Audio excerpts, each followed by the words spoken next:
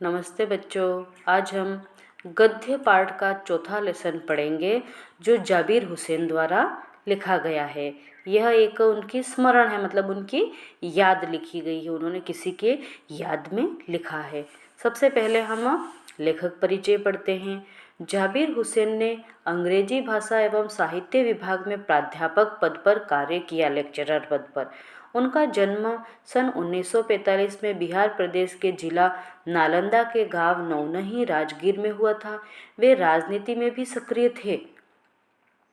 सन 1977 में ये मुंगेर से बिहार विधानसभा के सदस्य निर्वाचित हुए। उन्हें बिहार सरकार में मंत्री बनने का अवसर भी मिला। अब वे 1995 से बिहार विधान परिषद के सभापति पद पर आरूढ़ है, मतलब उस पद पर हैं। रचनाएं इनके द्वारा कौन कौन सी लिखी गई? जाबिर हुसैन का हिंदी, उर्दू तथा अंग्रेजी तीनों भाषाओं पर समान रूप में अधिकार था, मतलब तीनों भाषाओं पर इनकी अच्छी कमांड थी। उन्होंने हिंदी भाषा में अनेक रचनाएं लिखी, जिनमें जो आगे है डोला बीबी, कामजार, अतीत का चेहरा, लोंगा, एक नई रेत भरी आदि प्रमुख है। ये सारी रचनाएं इनके द्वारा लिखी गई और ये प्रमुख प्रसिद्ध भी मानी जाती है। कार्यानुभव: जाबिर हुसैन जी ने अपने लंबे राजनीतिक सामाजिक जीवन के अनुभवों को आम आदमी के संघर्षों के रूप में अपने साहित्य में प्रकट किया है। उनके द्वारा संघर्षरत आम आदमी और विशिष्ट व्यक्तियों पर लिखी गई डायरियाँ काफ़ी चर्चित होकर प्रशंसित हुई है, मतलब किसी की याद में इन्होंने पूरी पूरी डायरी लिख दी है। वह डायरियाँ काफ़ी प्रसिद्ध हुई हैं। शिल्प एवं शैली: जाबिर हुसैन ने डायरी विद्या में एक नया प्रयोग किया। इस विद्या में उनकी अपनी प्रस्तुति शैली और शिल्प एक नए रूप में उभर कर सामने आई है। उनके इस प्रयोग के बारे में हसन जमाल ने लिखा है, ये मुख्यतः तहरीरें न डायरी के जुमरे में आती है, न कहानी के, न कथा रिपोर्टाज के। इन्हें तो खालिश जाबिरन माही कहना चाहिए, मतलब इन्हें तो नाम के अनुसार डायरी लिखने में सर्वश्रेष्ठ कहना चाहिए। अब इनके द्वारा जो लिखा गया पाठ है वह सावले सपनों की याद, मतलब कि किसी की याद में इन्होंने डायरी लिखी है। इस पाठ्य पुस्तक में यह प्रस्तुत पाठ प्रसिद्ध पक्षी विशेषज्ञ सालिम अली की मृत्यु के बाद उन्होंने डायरी शैली में लिखा है। उनके एक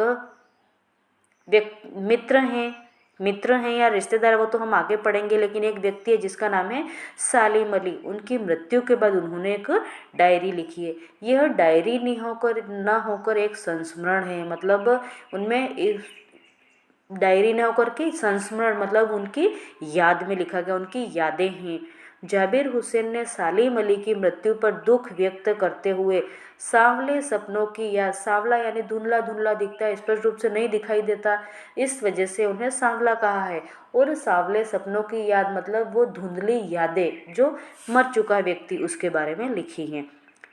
सालिम अली को याद करते हुए लेखक ने उनका बड़ा ही मर्मस्पर्शी प्रभावोत्पादक व्यक्ति चित्र प्रस्तुत किया है। इस शब्द चित्र को उकेरने के लिए हुसैन जी ने बड़े ही भावपूर्ण शब्दों को व्यक्त करने में एक नई शैली अपनाई है, जिससे उनकी यह रचना एक अमर कृति बन गई है।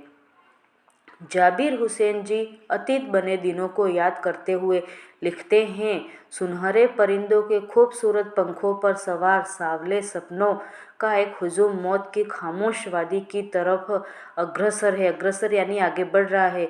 कोई रोक टोक सके कहाँ संभव है, मतलब किसी की मृत्यु आती है तो उसे कोई नहीं रोक सकता है, उसके बारे में बताया है। यादों के उस हुजूम में सबसे आगे चल रहे हैं सालिम अली। हुसैन जी लिखते हैं कि सालिम अली अपने कंधों पर सैलानियों की तरह अपने अंतहीन सफ़र का बोझ उठाए चले जा रहे हैं। इस पार का यह सफ़र पिछली सभी यात्राओं से बिल्कुल भिन्न है।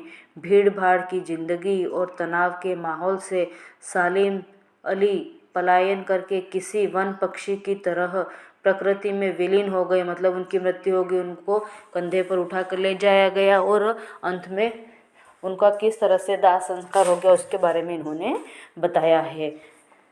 कि किस तरह से एक पक्षी होता है जो उड़कर चला जाता है, इस तरह से सालिम सिंह भी उड़कर चले गए, मतलब उनका देहांत हो गया, उसके बारे में बताया है। आगे देखिए कि प्रकृति में विलीन हो गए, जिंदगी का आखिरी गीत गाकर मौत की गोद में इस कदर जा बैठे कि कोई अपने जिस्म की हरारत और दिल की धड़कन देकर भी उसे लौटाना चाहे तो भी वह पक्षी अपने सपनों के गीतों को दोबारा नहीं गा सकेगा। सालिम अली के इस शरीर रूपी सोए हुए पक्षी को कोई जगाना भी नहीं चाहेगा। हुसैन जी को याद आया कि खुद सालिम अली ने कहा था, लोग पक्षियों को आदमी की नज़र से देखना चाहते हैं, यह उनकी भूल है। ठीक उसी तरह जैसे जंगलों और पहाड़ों, झरनों और आबशारों को वो प्रकृति की नज़र से नहीं, आदमी की नज़र से देखने को उत्सुक रहते हैं। भला कोई आदमी अपने कानों से पक्षियों की आवाज़ का मधुर संगीत सुनकर अपने भीतर रोमांच का सोता फूटता महसूस कर सकता है। हुसैन जी को अब सालिम अली की एहसास की उबड़ खाबड़ जमीन पर उनकी एहसास की उबड़ खाबड़ जमीन पर जन्मे नियम की तरह लगने लगे हैं।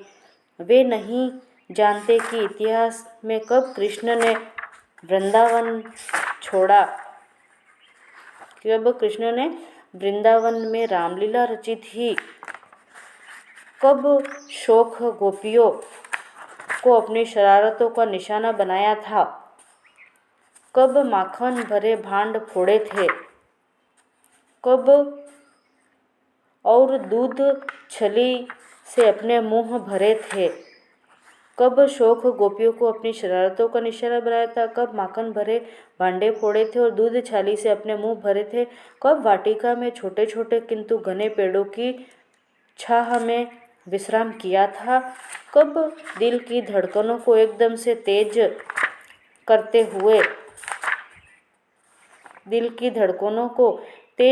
हुए उन्होंने कब दिल की धड़कनों को एकदम से तेज करने वाले अंदाज में बंसी बजाई थी, और पता नहीं कब वृंदावन की पूरी दुनिया संगीतमय हो गई थी। पता नहीं यह सब कब हुआ था, पर आज कोई यदि वृंदावन जाए तो नदी का सांवला पानी तुरंत उसे पूरे घटनाक्रम की याद दिला देगा। मतलब जैसे ही वह वृंदावन में उस नदी के पास जाएंगे तो उस नदी के पास जाते ही उन्हें गोपियों ने कृष्ण ने गोपियों के साथ किस तरह से रासलीला रची थी, किस तरह से वहाँ पर गायों को चराया था, बंसी बजाई थी, वो सारी घटना उसे याद हो जाएगी। हर सुबह सूरज निकलने से पहले पतली गलियों से उत्साह भरी भीड़ को नदी की ओर बढ़ता देख लगता है कि उस भीड़ को चीरकर अचानक कोई सामने आकर अपनी बंसी की आवाज़ पर सभी के कदमों को थाम देगा।